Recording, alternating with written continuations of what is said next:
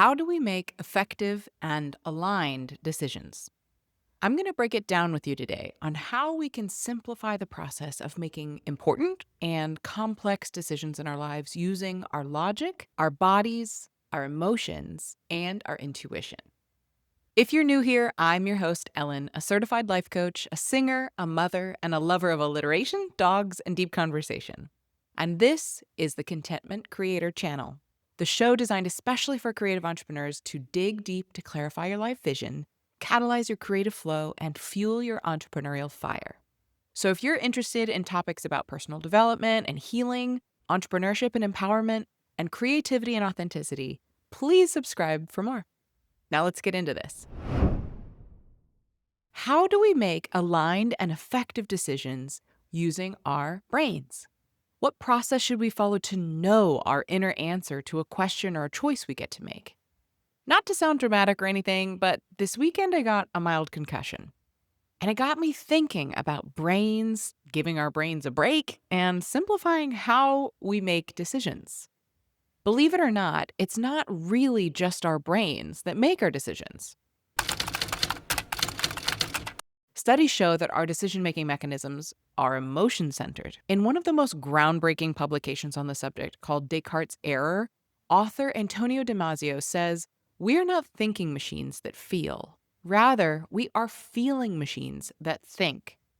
Damasio's neurological research showed that people with damage to the emotional centers of the brain struggled to make even simple decisions, despite having intact logical reasoning. Point being, we choose what feels right over what's most logical. People who believe that they're highly logical and do not rely on their emotions to make decisions are actually just really good at gathering evidence to justify a decision that they already made from their gut. Now, let's talk about this distinction. What is the difference between our gut and our emotions? And what do they have to do with making decisions? Sometimes when we're facing a big decision, someone will say something like, "Just trust your gut," or "follow your heart." And someone else will say, "Don't make an emotional decision, be logical about this." What exactly is the difference between our gut and our emotions? Are they the same thing? Are they different? And if they are different, which one are we supposed to trust when we're making decisions about our lives? The fascinating thing is that psychology and neuroscience actually have a lot to say about this. Researchers talk about something called interoception. That's just a fancy word for our awareness of the signals coming from inside of our body. Those signals are constantly being sent from our body to our brain. So when people say they have a gut feeling, sometimes it's actually quite literal. Our body is sending us information, a tightening, a sinking feeling, a sense of expansion, a quiet calm. Our nervous system is whispering, something about this matters. But here's where it gets interesting. Our gut and our emotions are related, but they're not the same thing. Think of it like this. Your gut is the instrument, and your emotions are the music. The instrument produces the vibrations, the raw signals, but the music is what happens when those vibrations get interpreted, organized, and turned into something meaningful. Emotions are bigger than bodily sensations. They include the body, yes, but they also include our memories, our interpretations, our past experiences, and the meaning we assign to what's happening. Fear says, there might be danger here. Anger says, a boundary has been crossed. Excitement says, something meaningful might happen. Guilt says, one of our values might be out of alignment. Our gut, on the other hand, tends to speak in fewer words. It's more like, this feels off. This feels heavy. This feels safe. This feels expansive. It's the body's early signal, sometimes arriving before we have the language to explain why. You could think of it like walking into a room and immediately sensing the vibe. You don't yet know the story, you haven't gathered the facts, but something in your body says, or, oh, this feels good. Our body reacts not just to what's happening now, but to everything it has experienced before. Our history, our conditioning, our fears, our learned patterns. So sometimes what feels like intuition is actually anxiety. And sometimes what feels like fear is actually excitement. Same racing heart, very different story. As a small tangent here, this is one of the biggest reasons I hired a life coach and ultimately became a professional life coach. Because how we interpret these emotions, these bodily sensations, or even these gut feelings can often be left up to the stories that we believe to be true about ourselves, our lives, or the world. We will automatically assign a feeling, a label, a story, a justification to decide what it means to us, and then choose from there. At a training I attended with Tony Robbins, he said something really powerful. The quality of our life comes down to the quality of our decisions. And the quality of our decisions is directly related to how well we interpret what our body, our intuition, and even our emotions are telling us. For example, I know many people who pride themselves on being prudent decision makers. They think things through thoroughly, examine things from all angles, and believe that they choose the most logical and optimal option. But when I put my coaching hat on and I ask them a few questions, I notice a few things. One, they believe the longer they think about something, the better. They believe that when they feel fear about something, that's the same thing as their body saying no. And they believe they made a logical decision based on only facts. But what they really did was choose the one that avoided feeling more of that uncomfortable feeling of fear, and then they justified it with logic. None of those three statements are true. They're just beliefs. Those people believe these to be true about life. But I can easily and quickly reference other people, other examples, or beliefs that completely disprove these statements. That effective decisions made quickly from the intuition circumvent overthinking and can be more effective. That people who perceive fear about a decision initially, but have deeper self-awareness, can distinguish that that's actually excitement and hope. And the most powerful decision making doesn't come from gut or logic or emotion. It comes from letting them work together. So ultimately, what helps us make the best decisions in life is by working on the skill of collecting data from within and being conscious of our internal influences and beliefs. What is true for all of us is this: our body speaks first, our emotions give the signal meaning, and then our reasoning mind gets to sit down at the table and ask, okay, what do we want to do with this information? So the next time you're facing a decision, instead of asking, should I trust my gut? Should I trust how I feel? Or should I trust the facts and my logic? You might try a different set of questions. In today's episode, I'm going to give you a variety of tools that you can use. Some tap into thinking through a decision, some that tap into feeling out a decision, and some that tap into sensing our way to a decision. These can be applied anywhere in our lives, and I highly recommend testing out more than one so you develop a deeper awareness of your own decision-making process. So let me start with those who love to think through their decisions. Honestly, I can't lie, I love these tools. I have done a lot of work over the years to develop a deeper connection to my body and its messages, my spirit and its wisdom, and the deeper knowing we all have access to. But my brain loves a good list. And these exercises certainly have helped me organize my thoughts when I feel torn or scattered about a decision because they clarify the information. So the exercise is called the 6 Thinking Hats, and it was first shared by Edward de Bono. The way the exercise goes is you have 6 different thinking hats, and each hat has a color that represents a different perspective or lens to take towards the decision. You want to go in the following order. Number 1, the white hat. You can think of that as a white coat or a doctor, someone who thinks highly logically, looks at the data, information, and facts. Then you want to put on the red hat. That represents feelings like our heart, our emotions, your gut feelings, or maybe even your reaction to the data that you just reviewed in wearing the white hat. Number 3 is the black hat, like a judge in a black robe. That's where you look at your judgments. What are the risks and what can go wrong here? And then put on the yellow hat. And that represents optimism, your sunny disposition. You can look at the upsides and what can go right. Number 5 is the green hat, which you can associate with nature or growth, because it represents possibilities. You want to look for opportunities or possible growth or options. For example, if you're trying to choose between a yes or a no or this or that, the green hat is where you consider maybe there's a third option, something that could eliminate this either or choice altogether. And last, we put on our blue hat, which must come last because it's the manager hat.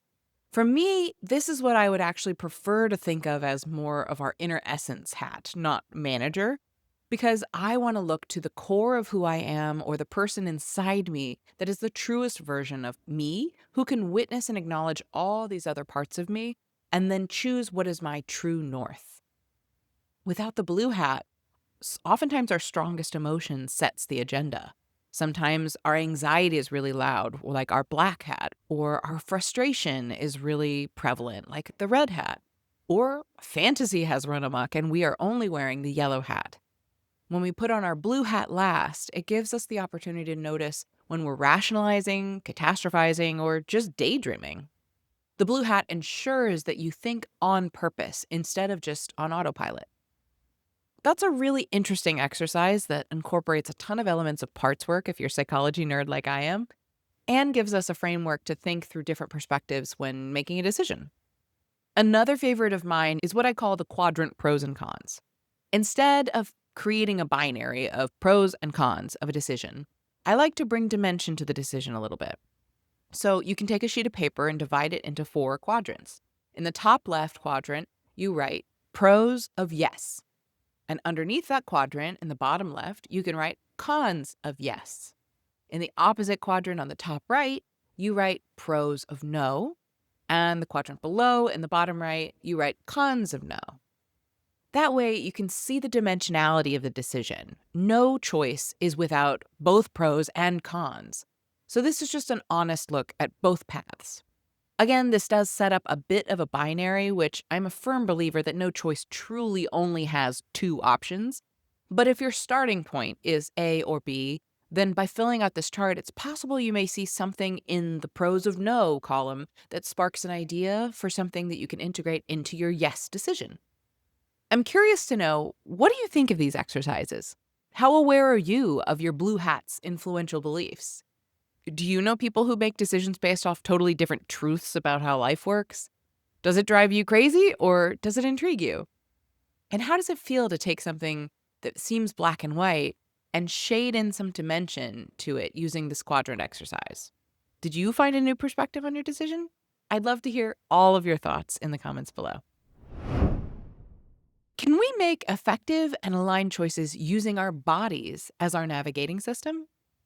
Part 1 discussed effective ways to think through decisions, where we still account for our gut feelings, fears, logic, and hopes.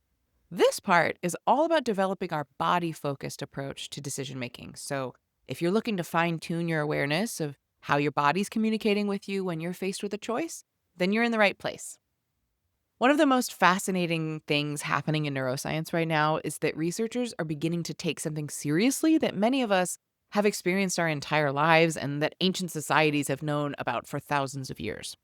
And that is the idea that our body is actually involved in how we make decisions. Not just our logical thoughts, not just our emotional feelings, but our body. Scientists call this interoception, which sounds like the name of a new tech startup, but it's actually just a fancy word for our ability to sense what's happening inside our own body. Our heartbeat, our breathing, the tension in our shoulders, the knot in our stomach, the flutter in our chest, the quiet sense of calm when something feels right. Our body is constantly sending signals like these up to the brain. In fact, neuroscientists describe interoception as one of our core sensory systems, just like sight, hearing, or smell. Except instead of it helping us understand the outside world, it helps us understand what's happening inside us. Those signals travel through the nervous system and are processed in parts of the brain like the insula, the prefrontal cortex, and the anterior cingulate cortex. Those regions are deeply involved in emotion, awareness, and decision-making. So the brain isn't just sitting there thinking about options like a computer. It's actually integrating information from the body while we decide what to do, which means the body isn't just tagging along for the ride. It's actually part of the navigation system. One of the most influential theories about this comes from the neuroscientist Antonio Damasio, who proposed something called the somatic marker hypothesis. Now, don't let the name scare you off. It's actually a pretty intuitive idea. Damasio suggested that when we experience emotions in certain situations, our body stores little physiological markers connected to those experiences. So, if we've encountered a risky situation before, the next time something similar appears, our body might generate a subtle stress response. Maybe a tight stomach, a quickened heartbeat, a sense of hesitation. And all of that can happen before our logical brain has even finished evaluating the situation. In other words, the body is quietly whispering, hey, last time we went down the road like this, it didn't go so well. Those bodily signals can bias our decision making, steering us away from danger or toward opportunity before we've even consciously reasoned through it. And researchers have actually studied this in the lab. One way they measure interoception is through something called heartbeat awareness tasks. Participants are asked to estimate their own heartbeat without touching their pulse or using any devices. Basically, can you feel your own heart beating from the inside? What scientists have found is that people who are more accurate in sensing their heartbeat often show differences in how they make decisions and assess risk. In some studies, stronger interoceptive awareness is associated with better performance on complex decision making tasks.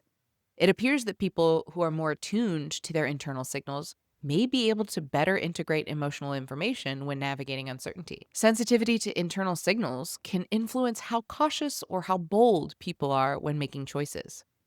Interoception is also strongly connected to emotional awareness. Studies have found that people who with higher interoceptive awareness often show greater emotional clarity, greater emotional regulation, and stronger self-regulation overall. Which makes sense when you think about it. If your body's constantly giving you early signals about how you're responding to something, then being able to read those signals clearly might help you respond more wisely. The ability to read our body's signals isn't just some optional self-help skill. It's actually a fundamental part of how our brain processes information about the world. The good news is that this ability isn't fixed. One of the most researched methods is mindfulness meditation. Neuroscience mindfulness helps people become more aware of subtle bodily sensations and emotional shifts. There are also ways to practice noticing subtle changes in the body and labeling what we feel, like a heartbeat increasing or our breathing rate. Clinical studies suggest that these types of trainings can improve emotional regulation and even reduce anxiety. And there are also therapeutic approaches that focus on somatic awareness, like we've talked about here on this channel. Practices like body scanning, breath awareness, and tracking sensations through emotional experiences. The goal isn't to overanalyze the body, it's simply just to notice what's happening inside without immediately reacting.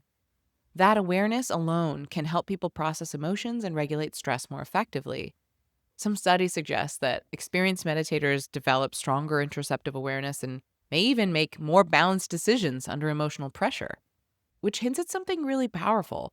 When we learn to tune in to our internal signals, we may actually improve how we integrate emotion and reasoning together. Now, before we romanticize this too much, researchers are careful to point out something really important. Listening to the body is helpful, but it's not infallible. Our internal signals can be shaped by anxiety, past experiences, trauma, or learned fears. Sometimes what feels like intuition is actually our nervous system reacting to uncertainty, which means that blindly trusting every gut feeling isn't necessarily wisdom. Decision making seems to rely on three streams of information working together. First, the interoceptive signals, the raw sensations coming from the body. Second, emotional interpretation, the meaning that we, our brain, assigns to these signals. And third, cognitive reasoning, the slower analytical process that evaluates the evidence and the context of the decision. So rather than competing with each other, these systems are constantly interacting. Our body might notice something first, and emotion helps interpret the signal, and reasoning helps us decide what to actually do about it. So developing interoceptive awareness isn't about replacing logic. It's about adding another layer of intelligence to the decision-making process. Learning to notice the tension in your shoulders, the shift in your breathing, the heaviness in your gut, the quiet sense of expansion when something feels aligned. Those signals often show up before our conscious thoughts catch up. They're like early notifications from the nervous system. But the most powerful decisions don't come from the body alone, or the emotion alone, or logic alone. They come when all three parts of us are invited to the table. When the body speaks, emotion translates, and the wisdom listens to the full conversation. So let's practice that right now. Now that we've explored all this science about interoception and the role our body plays in decision making, I want to invite you to actually experience it for yourself. Because learning to listen to your body is a lot like learning a new language. You don't become fluent by reading about it, you become fluent by practicing listening. So, if it's safe for you to do so, whether you're driving, walking, or sitting somewhere quiet, just take a slow breath. Nothing dramatic, just one full inhale and a slow exhale. For the next moment, we're not thinking about any decisions yet. We're just taking inventory of the body as it is. Notice your breathing. Is it shallow or deep? Fast or slow? No need to change it, just observe. Now notice your shoulders. Are they lifted? Do they feel heavy? Do they feel relaxed? Are you holding tension you didn't realize was there? Now bring attention to your jaw and your face. Is your jaw feeling tight? Are your teeth touching? Is there a softness there? Now notice your chest and stomach. Is there openness or pressure? Is there a sense of calm or a little background buzz or tension? This is just your baseline, your body before the question enters the room. Now I want you to think of a decision that's been sitting in your life recently, something you've been turning over in your mind. Maybe it's a big decision, maybe it's just something you've been quietly overthinking. Just bring that situation gently into your awareness. No analysis, no problem solving, just hold it there for a moment.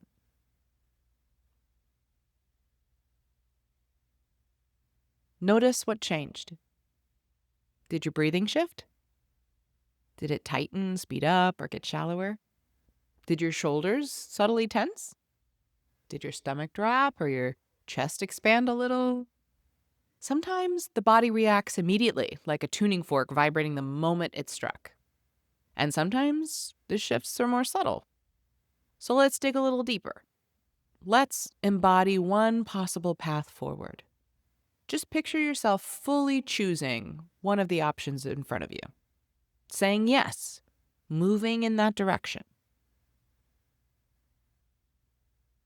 Again, don't analyze, just notice. What's your body do? Does anything relax or contract? Do you feel lighter or heavier? Do you feel more energized or more drained? Now, let that option go. Return to neutral for a moment, cleanse your brain, take another slow breath in and out. Now, let's fully embody the other path, the other choice. Envision yourself taking your life fully in that direction. Once again, just notice. Does your breathing change? Does your chest open or close? Does your stomach feel steady or a little unsettled?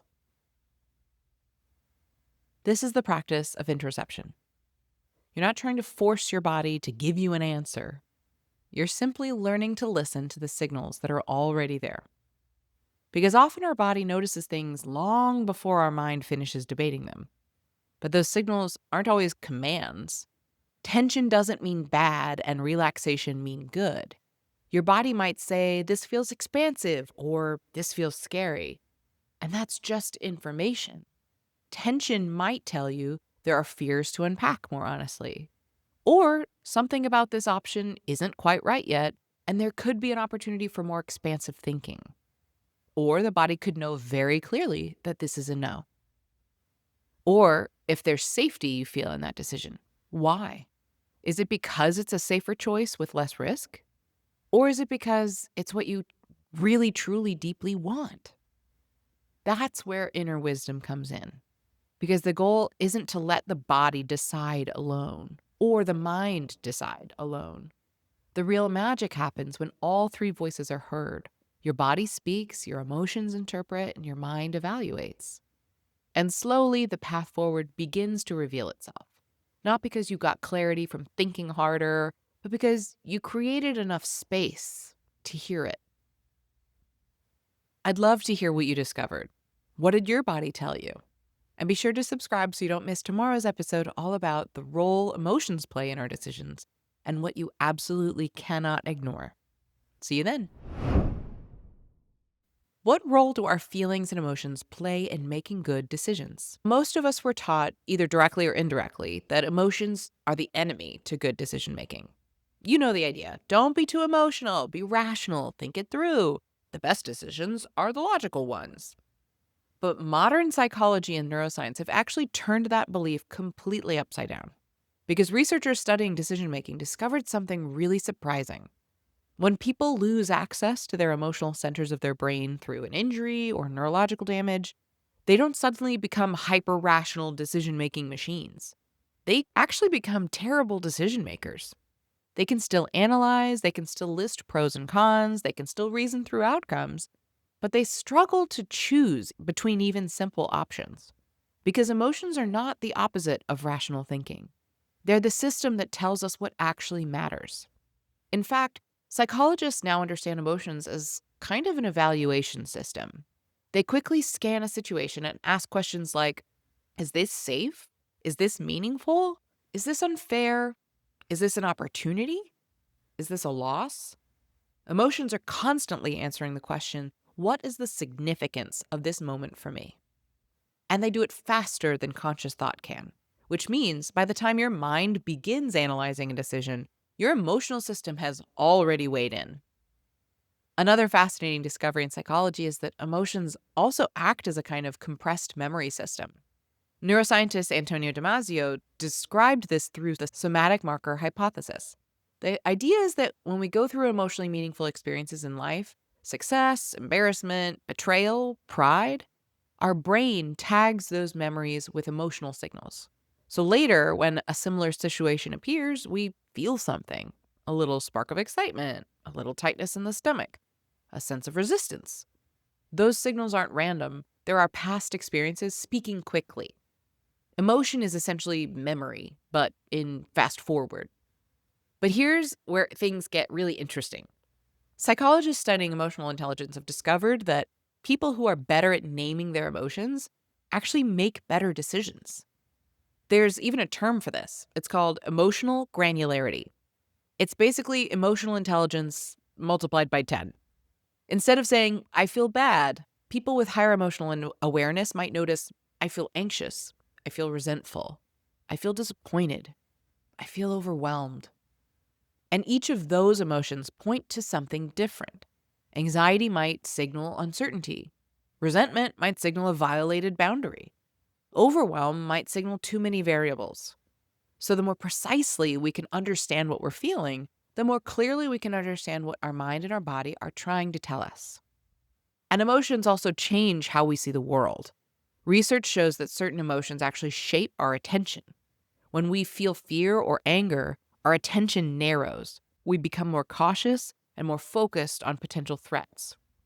But when we feel curiosity or joy, our attention broadens. We see more possibilities. We become more creative and open to exploration. In other words, different emotions illuminate different parts of the map when we're making decisions.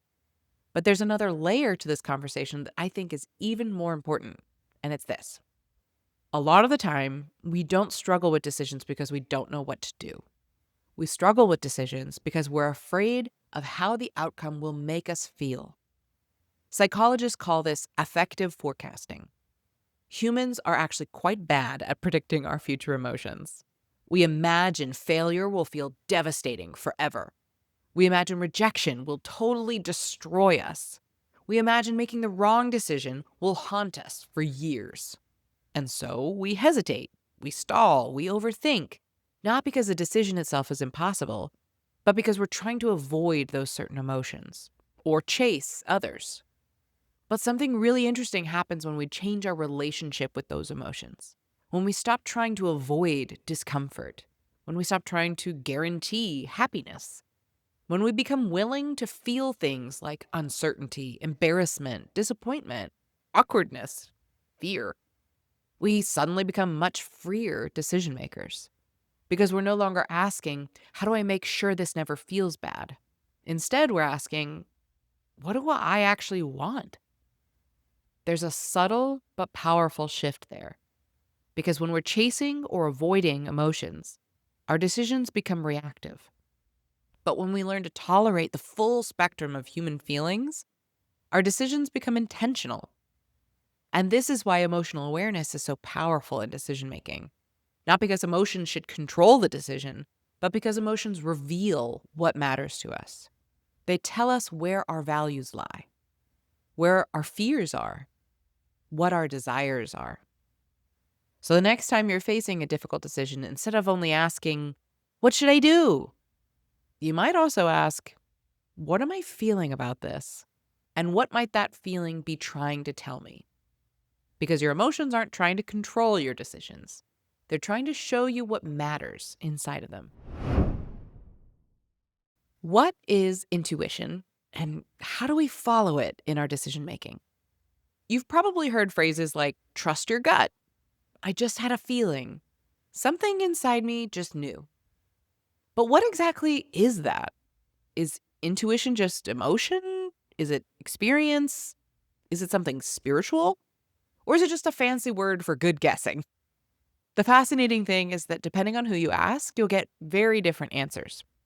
Scientists, everyday people, and philosophers will describe intuition all very differently. And I actually think those perspectives together give us the clearest picture. So let's look at intuition through those three lenses: what scientists say about intuition, what people experience as intuition, and what philosophers and spiritual teachers have said about intuition for centuries. Now, let's start with the scientific perspective on what intuition is. In psychology and neuroscience, intuition is often described as fast unconscious thinking. Psychologist Daniel Kahneman calls it System 1 thinking. This is the part of the brain that operates automatically. It's fast, effortless, and constantly scanning the world for patterns. Your unconscious mind processes, on average, 11 million bits of information every second, while your conscious mind processes about 40 to 60 bits per second. Take that in. 11 million unconscious versus 40 conscious. That's why we often hear that we only use 5% of our brains and the other 95 is devoted to processing unconscious thoughts and information. And when new information converges with something your unconscious mind deems meaningful, the brain produces a signal. Not a paragraph of reasoning, just a signal, a sense of knowing. Researchers sometimes describe this as a kind of rapid internal simulation. Your brain quietly runs through past experiences, emotional signals, and environmental cues, and produces a conclusion without showing you any of the math. Which is why intuition often feels like, I don't know why, but I just know. Neuroscientists also believe intuition is connected to something called the default mode network in the brain. This network becomes active when we're not focused on solving a problem. I've had some of my most profound realizations or greatest ideas when I'm dozing off at night or driving in my car or showering, and of course, I've nowhere to write down my ideas. And it turns out I'm not alone. So when we're walking or showering or driving or just letting our mind wander, neuroscientists say that that's when many people report their clearest insights due to this default mode network. The brain is still working in the background, connecting dots beneath the conscious awareness. And then suddenly the answer surfaces an aha, a realization, a quiet clarity. But those are some of the leading scientific explanations for intuition and how it presents. Now let's look at how people actually describe intuition in everyday life. If you ask people what intuition feels like, the descriptions tend to sound something like this: it's knowing something without knowing how you know. It's a sense of inner clarity, even when the outcome is uncertain. It's that quiet voice beneath the noise of overthinking. Many people also notice that intuition tends to show up most clearly in situations where logic kind of struggles, when information is incomplete, when the future is uncertain, or when the decision involves people and meaning or values.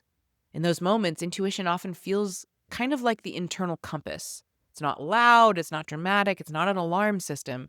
It's steady. And interestingly, people often say that they didn't lack intuition, but they ignored it. You hear this all the time in hindsight. I knew something was off, or I had a feeling I should have done that, or I ignored my gut, which suggests intuition isn't something we're trying to invent. It's actually something we're trying to hear more clearly. Now let's take it one step further. Long before neuroscientists and psychologists ever tried to measure intuition, philosophers and spiritual teachers were talking about it. And their language sounds a little different. They often describe intuition as inner wisdom, or a form of knowing that arises when the mind becomes quiet. In many traditions, intuition is connected to the idea of a higher consciousness. Some suggest something mystical or metaphysical, but some describe a deeper layer of awareness that exists beneath the constant chatter of thought. The philosopher Blaise Pascal once wrote, "The heart has its reasons, which reason doesn't know." Many spiritual and contemplative traditions describe intuition not just as pattern recognition, but as a form of inner guidance that arises from a deeper layer of consciousness. In these perspectives, intuition is sometimes understood as the part of us that's connected to something larger than the individual mind. What some traditions call the higher self, universal consciousness, or the wisdom of the soul. Mystical traditions across cultures have described intuition as the quiet way that truth makes itself known when the thinking mind becomes still. Some people interpret this as guidance from spirit guides or divine intelligence, while others frame it more philosophically as the moment our individual awareness taps into the collective intelligence of one interconnected consciousness. Regardless of the language used, the common thread is that intuition emerges when we quiet the noise of analysis and fear, creating space for a deeper form of knowing, one that feels less like figuring something out and more like remembering something we already knew. And when you put all of these perspectives together, science, lived experience, philosophy, and spirituality, a really interesting pattern emerges. Logic helps us analyze possibilities. Emotion helps us understand what matters. And intuition often tells us what feels true. So, if that's what intuition is, how do we actually listen to it? I'd like to end this segment with a simple reflection exercise that you can try right now or come back and revisit later. Think of a decision that's currently on your mind. It doesn't have to be huge, just something you've been thinking about. Now, before you try to solve it, I want you to imagine setting the decision down on the table in front of you. And let's ask yourself a few questions. First, what happens if I stop trying to force an answer for a moment? If I let the question sit quietly in my mind for 5 minutes, 15 minutes, what do I notice? Maybe you can offer it as a prompt before you do a short meditation, or ask yourself this question as you enter your daily commute today, or maybe during your next shower. Just clear some space and consider, what do I notice about this decision? Second, if there were no pressure to decide today, what direction feels most natural?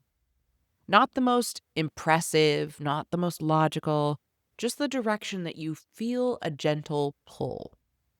It may not provide the answer or the whole answer, but it's important to acknowledge what feels true right now.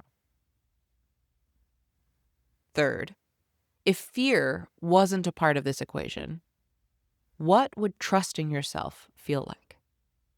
How would you know you're on the right path? And finally, when I imagine each possible path, which one feels like expansion and which one feels like contraction? You don't need to rush any of these answers. Intuition rarely shouts, but if you create enough quiet space, it often speaks. We've explored 4 different ways to approach decisions: thinking through them, listening to the body, understanding our emotions, and now our intuition. Different tools for different moments. Because sometimes the mind leads, sometimes the body signals, sometimes emotions illuminate, and sometimes a quiet voice inside simply says, "This way." And the real skill is learning how to listen. I'd love to hear from you. What's been your experience with intuition? What's the wildest decision you've made purely based on your gut? And how did it go for you? And with that, we've come to the end of today's episode on the Contentment Creator channel, where we looked at how to make decisions from our logic, our body, our emotions, and our intuition. Whether you caught the whole episode or one of our segments, either way, thank you so much for making it all the way to the end. And I hope you are subscribed so you don't miss next week's episode. Join me in my mission to turn a world full of content creators into a world of contentment creators. Bye, y'all.